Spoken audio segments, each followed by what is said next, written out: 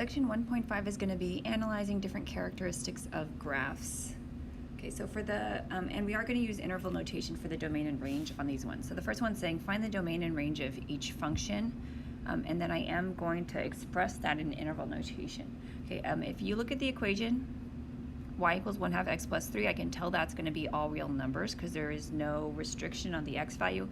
If I look at the graph as well, I can see that in the x direction, because domain's x, it goes in the left and right forever, so it is all real numbers. In interval notation, remember that's the one with it that goes from the lowest value comma highest value. It would be negative infinity comma positive infinity, because in the x direction it extends from negative infinity to positive infinity, and then we do use parentheses on this because infinity is kind of an undefined value. Okay, now in the y direction, I can see that this graph goes down forever, and it will go up forever for eventually. So the range is all reals. In interval notation, since it goes down forever, it extends from negative infinity to positive infinity in the y direction, and then because infinity is undefined, we use parentheses on both of those. Okay, for part B, I have a parabola. Okay, if you can use the equation if it's given to kind of figure out the domain and range. I'm going to look at the graph, or actually I might use both. Okay, domain, remember, is the x values. This is a parabola, so I'm thinking from the left to the right is going to express the x values. Okay, so on the furthest left point on the graph, I mean, it is actually extending forever. It's slowly moving to the left, and then if I follow the graph all the way around, it extends to the right forever as well. So in the x direction, eventually this graph will extend all the way from negative infinity to positive infinity, and I do use parentheses because it's infinity. Now in the y direction, it will be limited. It will not be all real numbers. Okay, y direction is up and down, so in the down direction, this does extend forever because there's arrow pointing down. So this will go down forever in the y direction. It does not go up forever in the y direction. The highest y value this graph goes to is right here. Okay, so the highest y value this graph will ever reach is 4. Okay, now negative infinity is undefined, so I put a parenthesis. Now, does the graph actually touch the 4? It does touch the 4. There's a vertex there. Since there is actually a point at y equals 4, I use a bracket to show that it can equal to 4. Okay, let's look at the third one. Okay, for the third one, it says f of x equals the square root of x squared minus 4. Because they gave me the equation, I could use that to help figure out the domain and range. But I'm going to actually look at the graph. Okay, so domain is the x values. Okay, in the x direction, I'm going to start on the left and go to the right and include all the values from there. So on the left, this actually goes forever.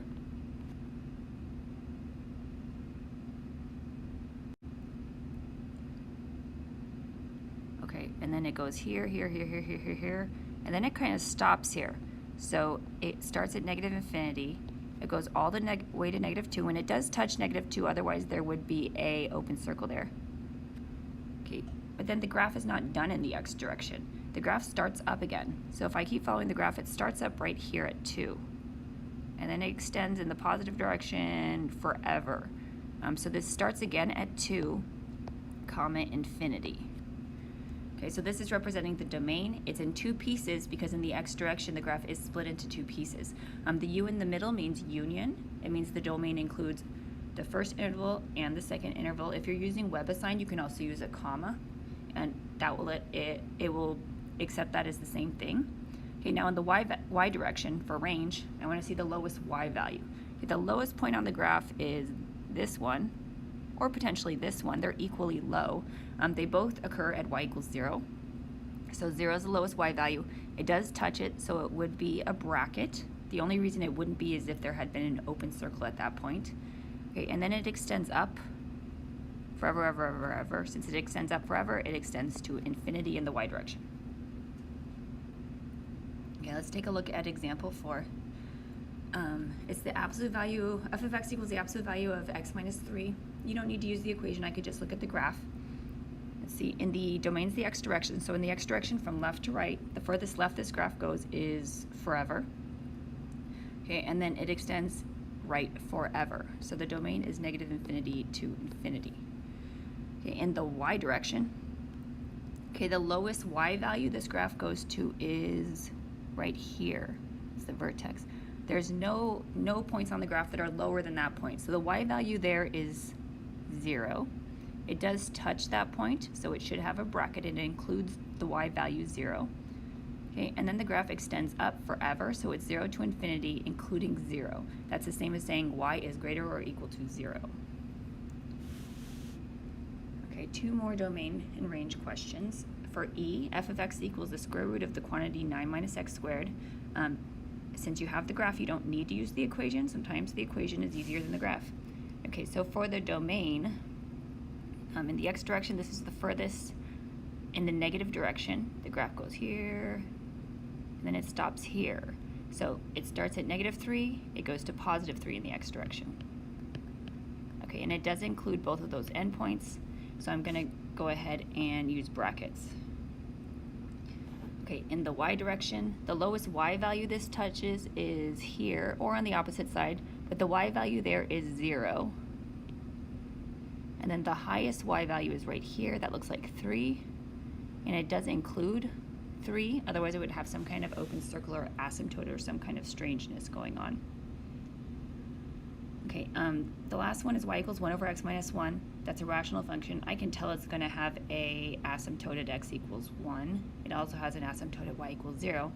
But I am going to express my domain and range in interval notation. Okay, so this goes forever in the left, so that's negative infinity. But there is an asymptote. Where is the asymptote? X equals 1 is an asymptote. So it never actually touches x is 1. So I need to stop the graph at 1. It cannot touch x equals 1, so I'm going to use a parenthesis because it can never equal 1. But it can equal everything lower than 1. It can also equal everything higher than 1. So on the right side of the graph, right side of the asymptote, it goes from 1 to infinity. So it includes all the numbers up to 1, but not 1, and all the numbers from 1 to infinity, but not 1. Okay, now in the y direction, it's similar. This graph extends down infinitely, so negative infinity. Okay, now the y value that's excluded, there's a horizontal asymptote at y equals 0, so the graph will never equal y equals 0. So at 0, I have to stop my range. Don't include 0 because y cannot equal 0. Okay, but it can equal everything above 0 as well. Okay, and it does make sense because my graph is split into 2 pieces, so it's reasonable that my domain and range would also be split into 2 pieces. Okay, now all the graphs above happen to be functions, but if you want to determine if a graph is a function, the most common way to do so is using the vertical line test. If you draw a vertical line through the relation, and it can hit more than one point on the graph at the same time, then it's not a function. And I'm going to show you why in a moment. Okay, so let me look at the first graph. It is a function. I know it's a function because I can tell from the equation. If I were to draw a vertical line here, I can only hit the graph at one point. If I draw it here, I can only hit at one point. There's no place I could draw a vertical line that will intersect the graph more than once. So this is a function. Okay, the next one's not a function. Okay, the reason it's not a function is because if I draw a line through, maybe if I draw it through here, it's going to intersect the graph here and here. Okay, it wouldn't have to be exact graph, but in this case I can read this is -3, 2, and this is -3, -2. Okay, you wouldn't have to list the points, but I'm showing you why this is true. Okay, because it's hitting the graph at 2 places, it is true that the same x value, in this case -3, is being assigned to 2 different y values, and that's why this is not a function.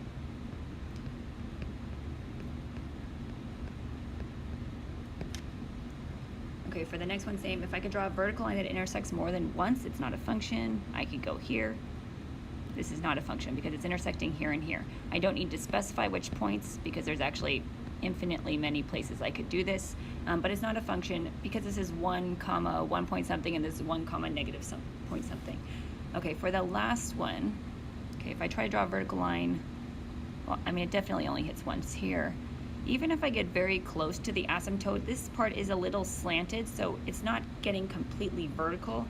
Because of this, these rational functions are always going to be functions. Okay, the next vocabulary I'm going to remind you of are even and odd functions. A function is even if it is symmetric with respect to the y-axis. Okay, a function is odd if it is symmetric with respect to the origin. Remember, the origin was that weird 180-degree rotation. Okay, sometimes it's useful if you see an equation and you know it's going to be even or odd. It'll help you draw the graph or draw other conclusions about that function. Okay, so if I glance at the first graph, I can tell that the left and right side are symmetric across the y-axis. Because it's symmetric with respect to the y-axis, this is actually an even function. Okay, the next one, that's not even, because if I went along the y-axis, the left and right sides are not mirror reflections of each other. But around the origin, if I took this piece and I rotated it 180 degrees, it would rotate back around to this piece over here. So this is odd. Okay, and when I think of functions that are symmetric to the origin, I always think of cubic functions, and that reminds me of a cubic function. Okay, now the last function, okay, if I look at the y-axis, it's not symmetric with respect to the y-axis. It's symmetric with respect to something, but not the y-axis. And there's no way that's rotating around the origin.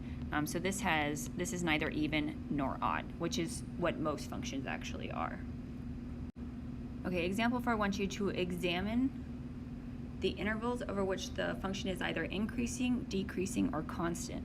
Okay, and when they ask you something like that, they want to know what are the intervals of x over which the y value is increasing, decreasing, or constant. Okay, and we do this, we're going to use interval notation, and we're also going to go from left to right. So the easiest way I do this, I just start on the left side of the graph. If I start over here, okay, this graph, is it increasing or decreasing or constant? Well, it's going uphill. It's going uphill, it's going uphill, it's going uphill till here. So the y value is increasing at the beginning because it's going uphill. I'm going to use INC for increasing. Okay, so I started on the left side of the graph. So from negative infinity, it started increasing. It stopped increasing when I got to this point here. What is the x value here? The x value here is -2. So from the x value is negative infinity to -2, the y values were increasing. Now, for increasing and decreasing in constant intervals, I use a parenthesis to not include the -2, because at -2 it's kind of going uphill and it's kind of going downhill, so it cannot be strictly increasing or decreasing at that point.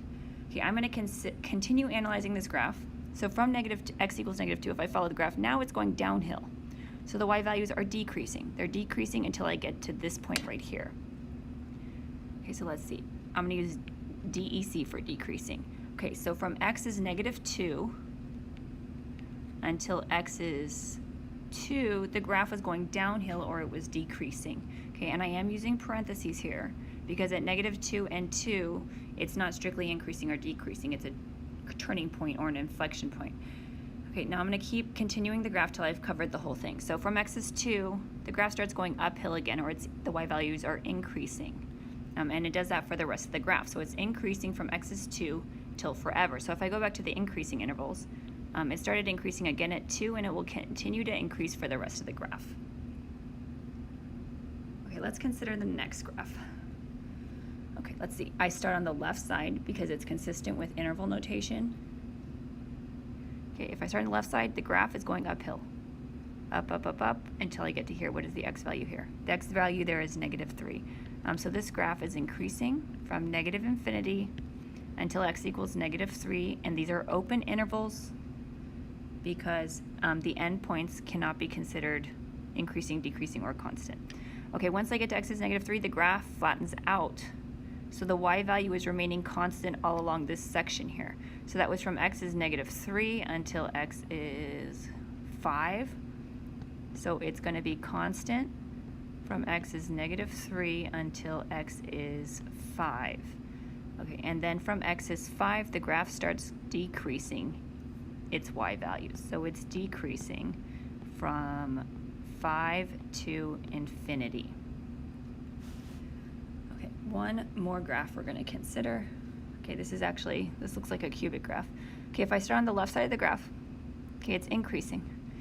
It's increasing, it's increasing, it's increasing. It looks like it's gonna change, but then it's like, nah, I'm gonna keep increasing and increasing and increasing and increasing. Even though it looked like it was gonna level off at 0, 0, it never leveled off for any measurable distance. And if you can't measure the distance it leveled off, then it's not considered leveling off. It's still increasing. So this one actually increases from negative infinity to infinity. It's just increasing at different rates along the way. Okay, the last topic for 1.5 we're going to review is finding the zeros of functions. Oh, zeros doesn't have an E in it. I'm sorry. Okay, another word for finding the zeros is it might say finding the roots. These are also the same values as the x-intercepts. So finding the zeros means find the x values that set the function equal to 0. So I'm going to set this equal to 0. Okay, and then I'm going to solve for x because my roots are always the x's. How you factor is up to you. Some of you group, some of you use the box and the diamond and the square. And whatever you use, as long as you show the correct factors and you know how to do it, I'm fine with that. X equals, what is that, 5 halves and negative 1. So the zeros are 5 halves and negative 1, or the roots are 5 halves and negative 1. If these were actually x-intercepts, I would make it 5 halves comma 0 and negative 1 comma 0, but this is not actually asking for the x-intercepts. Okay, for b, same. Let's make this, set this equal to 0 and solve it. Okay, if I multiply by x plus 4, that goes away. 3 equals 2x, so I get x is 3 halves. Okay, so the zero or the root of the function is 3 halves. Okay, one more. This is just algebra stuff. Okay, I'm going to go ahead and square to cancel the radical. So 0 equals 15 minus x squared. I might like to move, I'm going to move the x squared to the opposite side so I can get positives. Okay, I'm going to square root both sides. Okay, but remember this is a quadratic since it's x squared, so I should be expecting 2 answers, which in this case are positive and negative square root of 15. Okay, so the roots of this function, or the zeros, are positive and negative square root 15. There are 2 of them. Okay, the last example I'm going to cover is actually from section 1.6. These are graphs of piecewise defined functions. If you know how to graph each individual function, it's just a matter of putting them together and making them work. So for the first function, this is f of x equals x squared plus 1. And this is only true when x is less than or 0. There's several ways to do this. I'm going to graph the whole function and then get rid of the part I don't want. When you get used to these, you'll be able to better decide the best strategy for you. Okay, so if I just want to graph x squared plus y equals x squared plus 1 and I disregard the domain, that would be a parabola that got moved up 1. So it would be something like this, blah, blah, blah. It would look something like this. Okay, but I don't want the entire parabola. I only want the part of the parabola where x is less than 0. Okay, so let me think. If x is less than 0, that's the left side. So I need to actually get rid of all this stuff here. So I only have half a parabola. Okay, and then I also need to consider my domain. So I only graph the parabola for x is less than 0. Now it doesn't say it equals to 0. Since it does not equal to 0, I actually need to put an open circle at 0. And then I extend the graph of the parabola only on the side where x is less than 0. Now I'm going to consider the second half of the graph. So the second half of the graph is the line y equals x minus 2. And I only want to graph that for x is greater or equal to 0. If you can already envision this in your head, then go ahead and just graph the part you need. I'm going to make it too long and then I'll go back and fix it. Okay, so if I'm graphing the line y equals 1x minus 2, my y-intercept is negative 2. My slope is up 1 over 1. Okay, and then I would draw some graph that looks like this. Okay, but hold up. I only want y equals x minus 2 to be used when x is greater or equal to 0. Okay, so I'm going to get rid of, let's see, x is greater or equal to 0 is the right side of the y-axis, so let's get rid of everything over here. I don't want this half of the graph. Okay, now x is greater or equal to 0. It can equal to 0, so I should have a closed circle here. I don't need to emphasize it, but it should be closed. But it does extend forever in the right. Okay, so both of these pieces make up my piecewise defined function. It's called piecewise because it's in 2 pieces. But if you'll notice, this is still a function. It still passes the vertical line test. Even if I drew a vertical line anywhere along the graph, it would pass the vertical line test. If your piecewise defined function fails the vertical line test, then you know you've made a mistake and you need to check the domain on each of your two halves. Okay, let's go ahead and consider one more piecewise defined function because these are a little bit strange and they take some getting used to. Okay, f of x equals negative 2x plus 3 when x is less than 2, and then f of x equals quantity x minus 3 squared minus 2 when x is greater or equal to 2. Okay, it doesn't matter which one you want to do first. I think I'll just work on the line first, and I think I will overdraw it and then I'll erase the parts I don't need later. Okay, this is a line. The y-intercept's 3. The slope is negative 2 over 1. Okay, so it looks something like this. If you have pencil, make it light because you're going to erase part of it. Okay, now let me think about this because this is only valid when x is less than or equal to 2. So x is 2 is right here. This is the break-off point of my graph, and x is less than 2 is on this side. So I want to actually get rid of all the rest of my extra graph. So let's see, here's x is 2.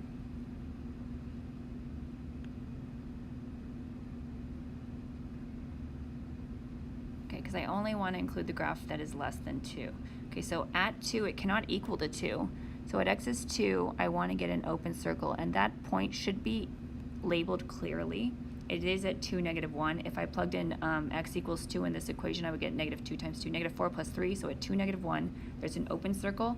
And then x is less than 2 is going to be on the left side of this line. Okay, now I'm going to consider the second part of this piecewise function. Let's see, x minus 3 squared minus 2, that's a parabola. It's a quadratic. The vertex is shifted right 3 down 2. 1, 2, 3, 1, 2. Okay, here's my vertex. Okay, it would go something like this, but let me consider this before I draw it all in. Okay, I only want to include this graph for the x is greater or equal to 2. So I do want to include the point at 2. X is 2, there's a point right here, which is a little strange, but we'll consider that in a second. Okay, and then greater or equal to 2 would be on the right side. So if I drew this part of the parabola in, it would look like that. Okay, now this is a function, it passes the vertical line test. It looks a little weird because it kind of has it's a part parabola, part line monstrosity. And then you're probably wondering about that weird connection. Okay, this was an open circle here because of the line, but then I colored it in because of the parabola. So there is a point here. It's 2, negative 1. It exists because of the second equation. So this is actually a continuous function. So you don't need to make a distinct circle there. It just needs to continue through there. So if I were to make this more clearly, this is a line, and then it weirdly morphs into this parabola shape here. Okay, and that's my piecewise defined function. They occasionally connect. They don't always connect, but they should always be functions at the end.